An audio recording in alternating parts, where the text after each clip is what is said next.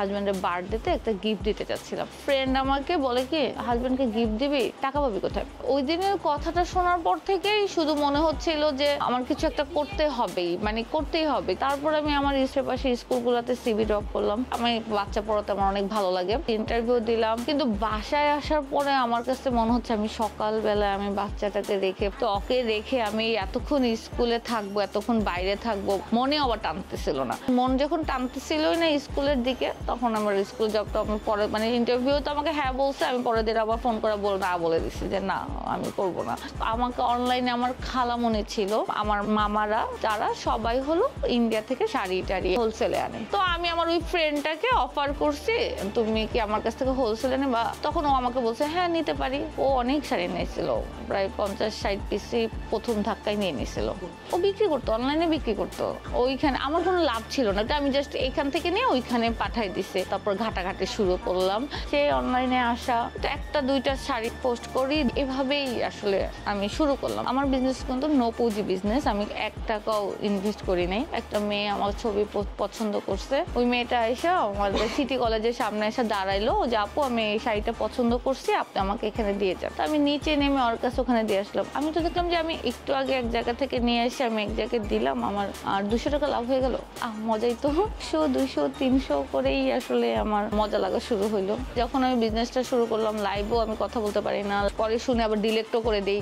দুলা ভাই আমাকে বললো যে তুমি এত দ্রুত কথা বলবে না, আস্তে আস্তে করে কথা বলো। যখন দেখলাম যে আমি লাইভে কথা বলতে পারি না, তখন আমি করলাম কি শাড়ির ভিডিও করে গান দিয়ে দিতাম।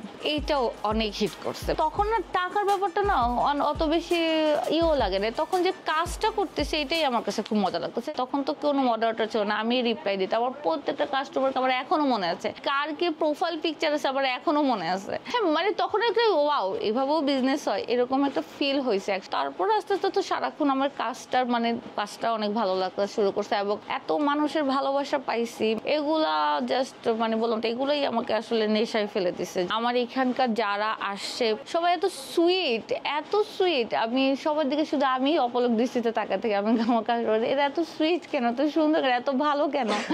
পেজটা আসলে ঘুরে দাঁড়ালো 23 সালের মধ্যে মোটামুটি আলহামদুলিল্লাহ আমি দেখলাম যে একদম মানুষজন অনেক ভালোবাসা দিচ্ছে, যাই দিচ্ছি তাই সবাই পছন্দ করতেছে, সবাই অপেক্ষায় থাকছে একটা লাইভের জন্য, একটা ভালো কিছু আসার জন্য।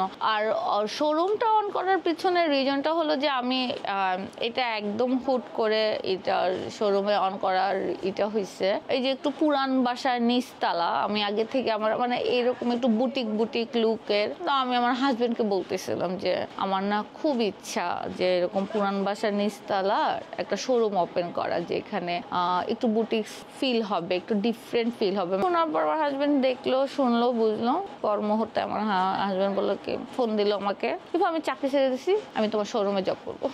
চাকরি ছেড়ে তো ভাইয়া তো ভালো একটা জবই করতো, একটা হ্যান্ডসাম স্যালারি পাইতো। চাকরি ছেড়ে দিয়েছি, তোমার আন্ডারে জব করবো, একদম এরকম, তুমি আমাকে রাখবা না, নিবা না। ওই তারপরে দেখা গেল যে টুকটুক করে সব গুছায়, এখনো গুছায় এইভাবে। প্রথমে আমার ড্রয়িং রুমই ছিল আমার অফিস, আমার সাথে 3 জন মেয়ে ছিল, আমরা এই 4 জন মিলে আমরা শুরু করছি।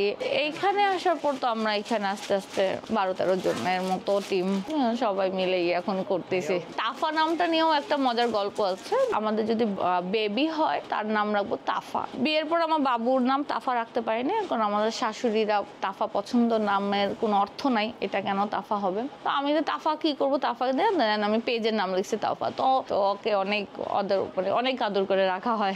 ব্যবসাটা থেকেই আসলে আমাদের এটা শুরু হয়েছে, মানে তখন তো মামাদের কাছ থেকে নিয়ে আসতাম, তখন তো আমাদের ওরকম ভাবে ইনভেস্ট লাগতো না। তো ওইখান থেকে যে টাকাটা একটু হয়তো সেই টাকাটা দিয়ে আমি নেক্সট এটা করতাম। আস্তে আস্তে দেখা গেছে, আস্তে আস্তে আমার ঘরেও অনেক প্রোডাক্ট হয়েছে। মানে জিনিসটা আসলে সব আমার ফ্যামিলি, আমার আম্মু, আমার আপু, আমার মামারা সবাই আমাকে আসলে হেল্প করছে। আমার সাহস এত ছিল না শোরুম পর্যায়ে চলে আসবো, আবার হাজবেন্ড জব ছেড়ে এখানে চলে আসবে। কিন্তু যখন আমি এটা ডিসিশনটা নিয়েছি, বললাম তো আমার আম্মু, আমার বোন, আমার মামা, মানে সবাই ওকে, আমার শাশুড়ি ওকে। মানে আমি ভাবতাম কি আমি একাই বোধহয় তাফাকে ভালোবাসি।